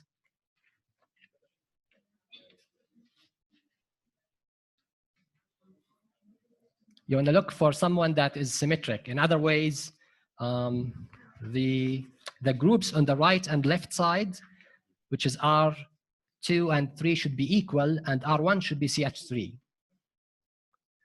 Okay, so the question says, which one will have no stereo activity, which means this molecule on the right side and left side should be equal. So R1 should be CH3, which is mainly CH3 here, but then R2 and R3 should be equal, which is the case with 2 and 3.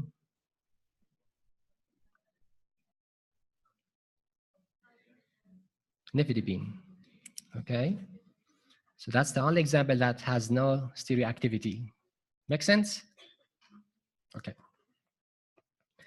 Now, what structural feature makes amlodipine, which is generic for Norvasc, responsible for enhanced potency? It's actually the only feature here, which is on R1, that's different from all these, that makes amlodipine has the highest potency. You've filled prescriptions for amlodipine, comes in strength 2.5, 5, and 10, generic for Norvasc. It's the most potent, okay, because of this substitution here. So there must be something that interacts with this receptor. I'm going to continue with the questions, and then I'll ask any questions you have, okay? Exercise number 12. What's the main metabolizer for the calcium channel blockers? CYP3A4. What effect do the 1,4-DHPs have on that enzyme?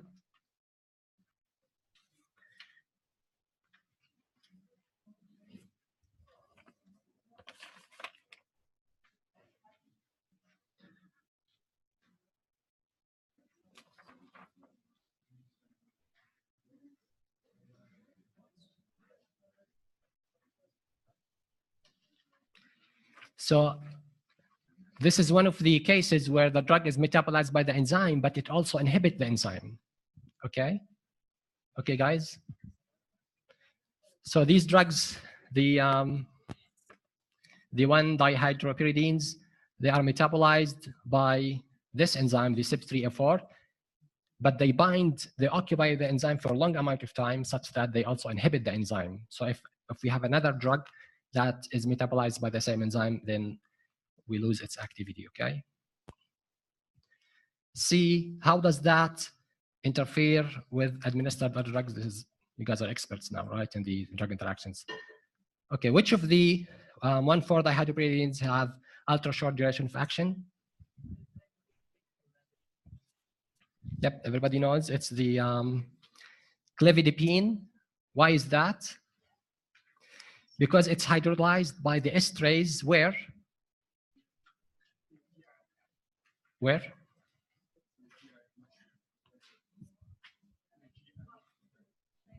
In the blood, right? So as soon as the drug reaches the blood, it's hydrolyzed by the esterase in the blood, right? So how is this advantageous? I mean,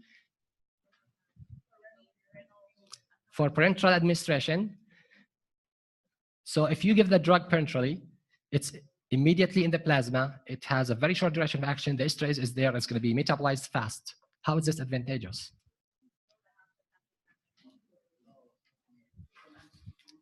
Huh?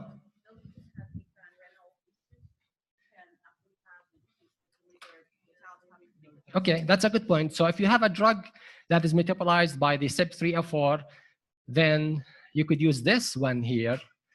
It will pass the liver, make it to the circulation, and then will not be affected by the metabolism of the liver because the liver is dysfunctional. But then it will have a shorter duration of action. You can think of this as an advantage, yes. But as far as IV, when you have IV infusion, somebody under surgery, and you have such a short duration of action of the drug, how is that an advantageous? You want to say something, Kevin? Excellent, thank you. Guys, the fastest way you can kill someone is giving them a drug IV, right? So anytime you give a drug IV, like in the case of operation, you always select the one that has what? The longest duration of action or the shortest? Shortest. Why? Because if something happens, something wrong, you can stop the drug and then you stop the effect immediately. Okay? Make sense? Yes.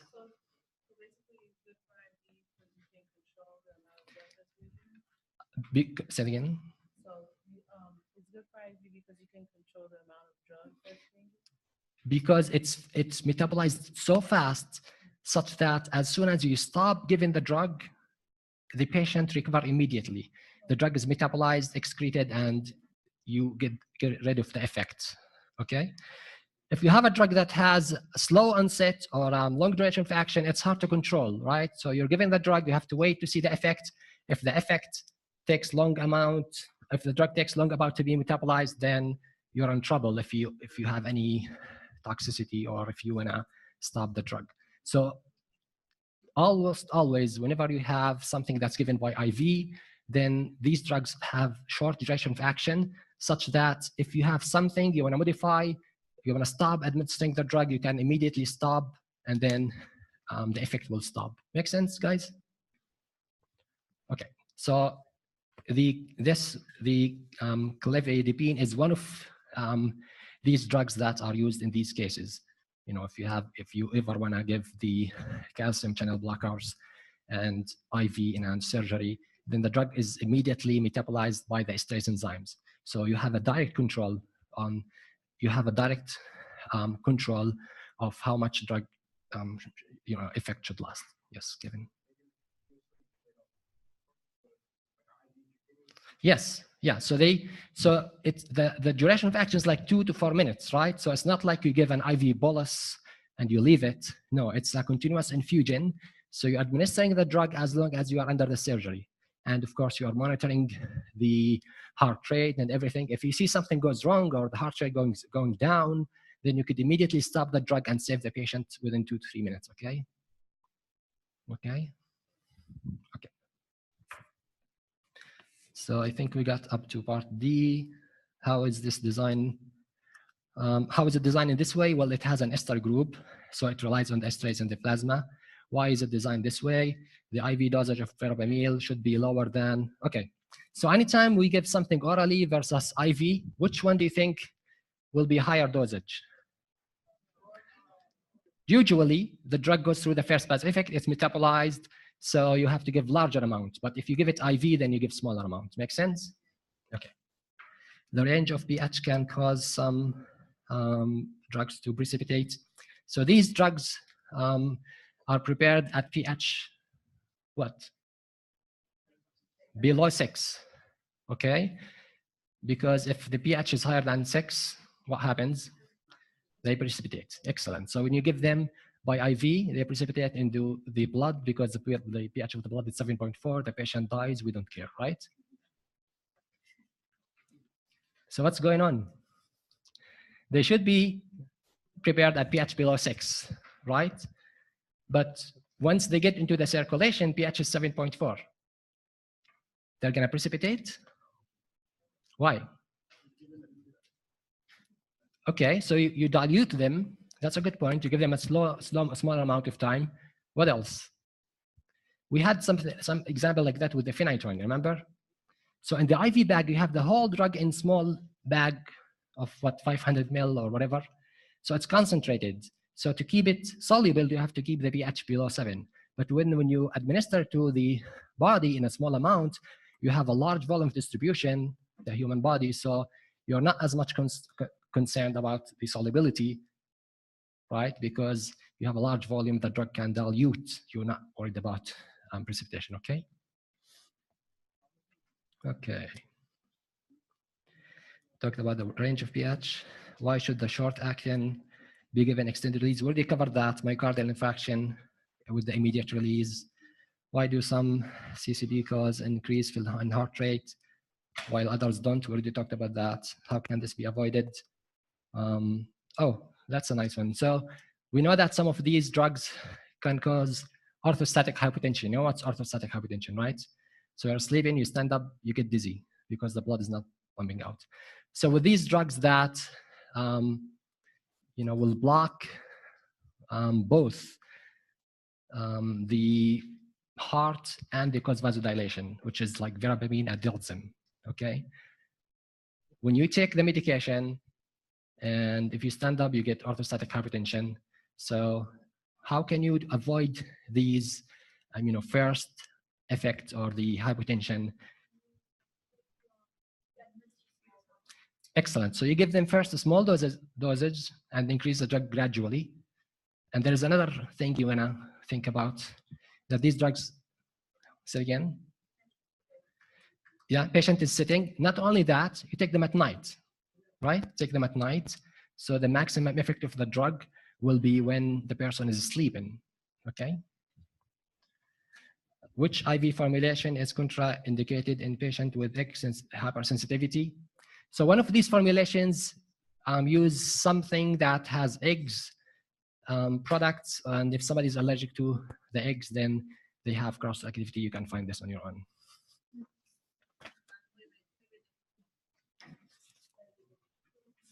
I'm sorry.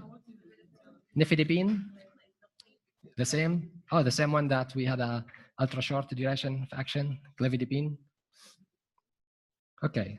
So we have 3 questions left, which talks about the sympatho. The ones that work centrally. Before we do that, let me ask any questions you have so far about the calcium channel blockers. Yes, John. This may be like something you already said. Sure. More obvious. Sure. I'm assuming since para does not cause steric hindrance, therefore you don't have an active molecule. Yes. Does no substitution? I mean, it may be obvious. Yeah. Yes. Yeah. True. So yes, guys. Para substitution or having no substitution, whatever, will cause loss of activity. Okay. Other questions? So did you get everything about the CCBs? 100%. Raise your hand. Okay. I have done a horrible job. Kendra. Sure.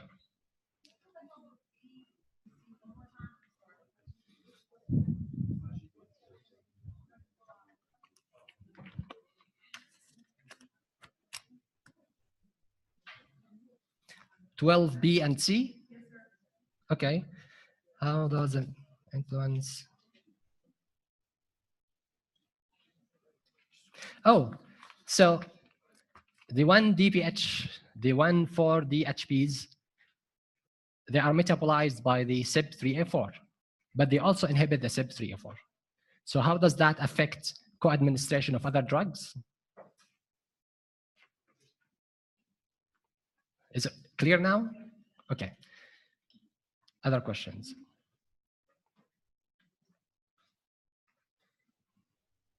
More questions? Yes, Melody.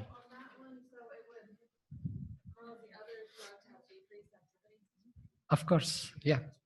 If they inhibit the CYP, then they will have more activity of the other drugs, yes. Okay. Overdose of other drugs that are metabolized, yes, ma'am. So, guys, the drug-drug interactions, you should, be like, you should know by heart. I mean, you cannot just not know this, mechanisms which inhibit the enzyme, how this affect other drugs, and all that. Melody. Mhm.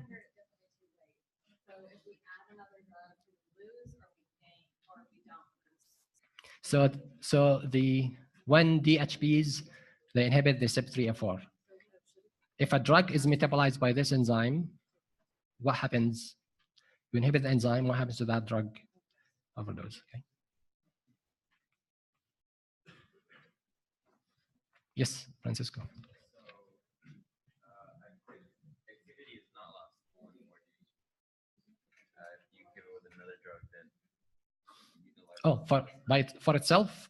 Oh, by itself. So it's metabolized by the enzyme. It binds to the enzyme the most. So when we did the math to know how much we should give the 1,4-DHP, it's been already taken into consideration that this drug inhibits the enzyme, which metabolizes its own self. So the math was, basically taken care of only for this drug when it's taken by itself, okay?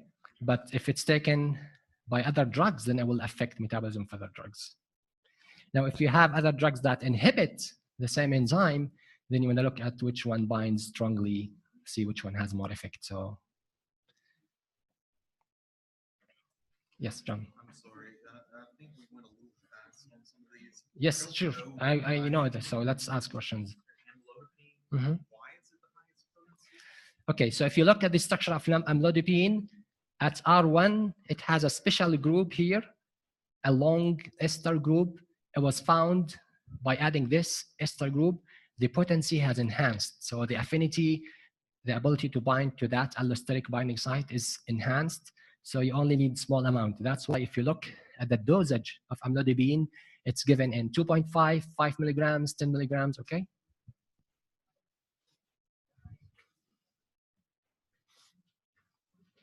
Yes. How did they design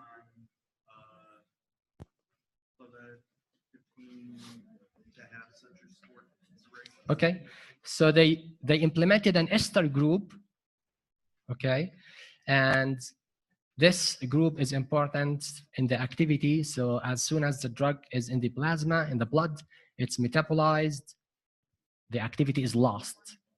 So the drug has an ultra short duration of action of 2 to 3 minutes. So you give the drug by IV infusion during the surgery. You can control how much of the drug you want. You could immediately stop the drug and save the patient. If something happens, it will immediately be metabolized, okay? No, we're talking about the clevidipine. Clevidipine, yeah. Yeah, the amlodipine had highest potency.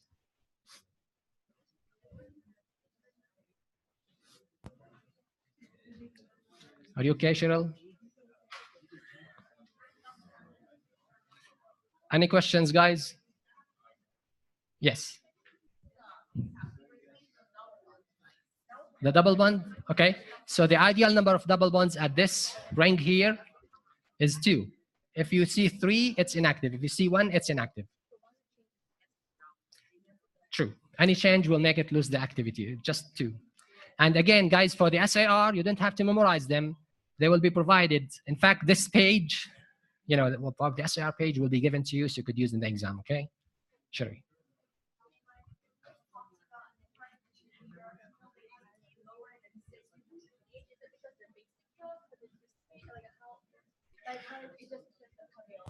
Okay. My guess would be, you know, pH, pKa, but so they should be, if we want the pH to be below 6, then I would assume they are acidic. Yeah, because acidic is when we should go with low pH. John? Mm-hmm. Are the allosteric sites not present in the heart on certain ones, or? I'm not sure, but I know the calcium channel is slightly different in the case of the heart than those calcium channels in the veins and arteries. That's why some of these drugs works on the veins and arteries, but not on the heart. Some of them works on both. So the diagram would be a peripheral vein. Right, so this diagram shows, well, both shows that, yes, I mean, actually it shows the effect on, I would say, the vein maybe, because the heart, you will not see the effect. You would only see the effect of the V and N, but not the D. Yeah. Questions? Yes, sir.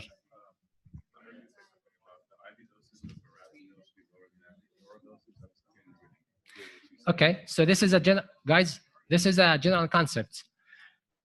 Anytime you give something orally, if it's metabolized, then when you switch it to IV, you are going to reduce the dose, right? Because you're not dealing with metabolism, you're not dealing with first pass effect, okay? Okay, so does this clear all the concepts we had so far? Yes, Tahrir? Say it again. Yes, I have answers for some of them, not all of them, but I will post them for you, okay? Sure. So I will post some of them. I have written the answers, others I skipped, so. But if you would like, you know, you could send me your notes and then I will check them and post them to everyone. That's up to you. You know, just save my time. So you could share me if you haven't, you know, if you have written your answers, you can send them to me. I will make sure they are correct and then scan them and post them to everyone. All right, questions? Vivian?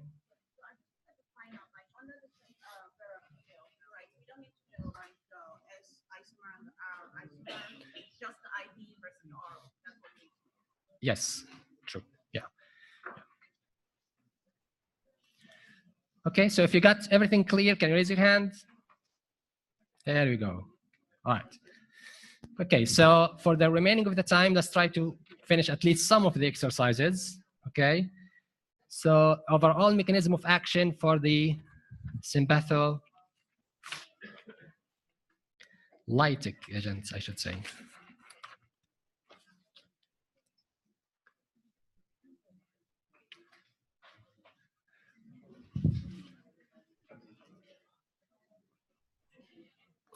So actually, there are three major concepts in these three exercises. One is the mechanism of action, another is the beta-1 selectivity, and the third one is the intrinsic activity, the intrinsic sympatholytic activity, the ISA drugs, okay?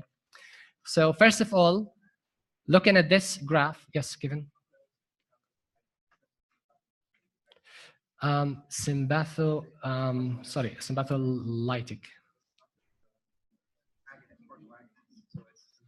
Yes, yes, I'm sorry. Yes, so the intrinsic sympathomimetic activity, yes, thank you. So again, it's a partial agonist, partial antagonist, yes, but the term is actually sympathomimetic activity, yes. The term itself is sympathomimetic activity, but they are partial agonists or antagonists. We're talking about the ISA, okay? Okay, so the general mechanism, what do you see here? What is that? Pre or post-synaptic? Pre? I know you cannot see. Pre-synaptic neuron, synaptic, post-synaptic. Then we have alpha-1 at, what are these here? Arteries and veins, okay? So both arteries and veins. I'm sorry, I should point here. So we have alpha-1 located at arteries and vein. We have beta-1 in the heart, beta-2 in the lung. And then alpha-2, where is alpha-2 located? Presynaptic. What's the name of that receptor? Autoreceptor. So if we stimulate, bind as an agonist to this site, what happens? We block the release, okay? So as you can see, if we selectively inhibit beta-1, you reduce the heart rate contraction, okay?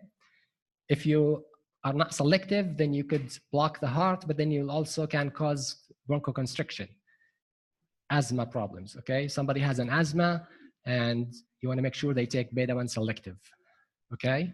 Because they can cause vasoconstriction. If you forget, remember when you are in the stage of fight, your heart goes hard, heart goes pump faster, you need oxygen, so your lung expands, right? So the opposite of that is when you try to reduce the blood pressure, yes, you reduce the blood pressure here by reducing the heart rate, but you also affect the lung capacity. So if you have asthma, this is a problem, okay? And then we also have beta-3, which will affect the fat metabolism, so you could actually end up having cholesterol problems, okay? So selectivity is really important. Now, you also have drugs that act on alpha-1. These, so normally when you have, let's say that the sympathetic system, you're ready to fight, you have vasoconstriction on the both arteries and veins, okay? So your blood pressure increases. The only place you're gonna have vasodilation is where? The arteries and veins that feed the muscles, because you want to fight. Make sense? Okay? So when you have sympathetic activity, think of what you need to fight. So you need, heart rate going fast, your lung expands, so the vessels and veins constrict such that, the blood supply goes to everywhere. Actually, so your blood pressure goes up, so the vasoconstriction occur in all these arteries and veins, except those that supply the muscles. They will have vasodilation such that more blood goes to the muscles because you will need them, right? And then also your sugar goes up, okay? So you will see how these drugs affect people with diabetes, okay? Also, the breakdown of the fat will stop, okay? So now you're having problems with, cholesterol and fat. Okay, yes, ma'am. So we're talking about the sympathetic effects. So to avoid all these effects on the alpha and on the beta-2 and beta-3, your goal is to go with the beta-1 selective. If you have beta-1 selective, you reduce the blood pressure and you avoid all these problems. Okay, but now if your goal is only to cause vasodilation and not affect the heart, as in the case, like when we use the calcium channel blockers, then you could select alpha-1 agonist or I'm sorry, alpha 1 antagonists or alpha 2 agonists. Okay? So this divides all the classifications. There is one class of drugs that is called alpha 1, beta 1 mixed agonist. I'm sorry, mixed antagonist. So these would block the alpha 1 and beta 1, and then it will have both effects on the heart, would reduce the rate as well as cause vasodilation, which is similar to what? Which ones of the classes we've seen a minute ago, you know, calcium channel blockers, which one of them? Verapamil and diltiazem, right? So verapamil and diltiazem, they have the same effect as the mixed alpha 1, beta 1 antagonists because they will block the heart rate and block, cause vasodilation. Make sense? Make sense, guys? Remember the calcium channel blockers? We said that the verapamil and diltiazem have unique feature in that they not only block the heart, the rate, but they also cause vasodilation. I should say it the other way. So verapamil and diltiazem not only cause vasodilation, but they block the heart rate. The one for the HPs, they cause vasodilation. They do not affect the heart rate, and that's why when you cause vasodilation, you get reflex tachycardia. Your body tries to catch up, your heart tries to catch up, then you get increase in the heart rate. So I was saying that one of the classes of drugs, which is, I should do this, right?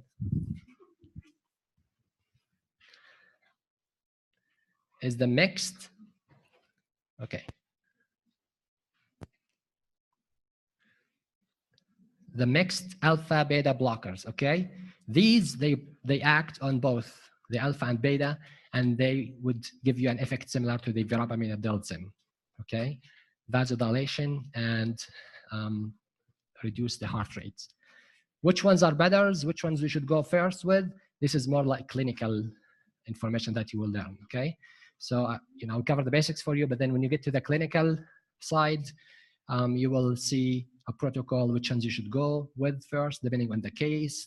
All these information will be used to decide what is the best, based also based on the clinical studies. Okay.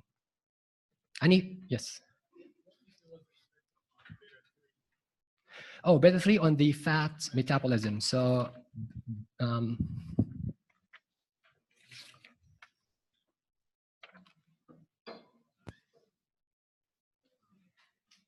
Okay, so fat breakdown. Okay, and then you also have an effect on the glucose, which is alpha 1 beta 2. They would actually, cause increase in the glucose.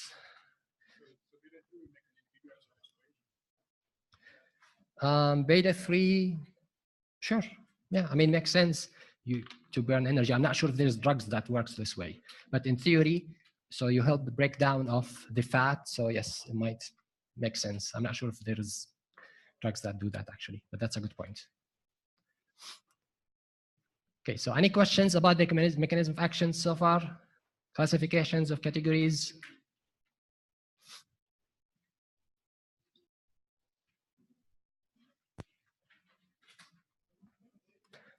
I'm going to stop here, but I need the rest of the 5 minutes. I'm just going to take questions about anything, and then the other 2 concepts we'll cover on Monday. So let me get at least 2 or 3 questions before I let you go. And then, of course, we have a review for today after the class. Yes, ma'am. I'm sorry, say again. Yes, Alpha 1 vasodilation. Right, so if we stimulate alpha 1, it causes vasoconstriction. By blocking alpha 1, we get vasodilation, okay? Yes, sir. Alpha 2 is an autoreceptor. So if we stimulate alpha 2, what happens? It inhibits the release of norepinephrine. What do you get?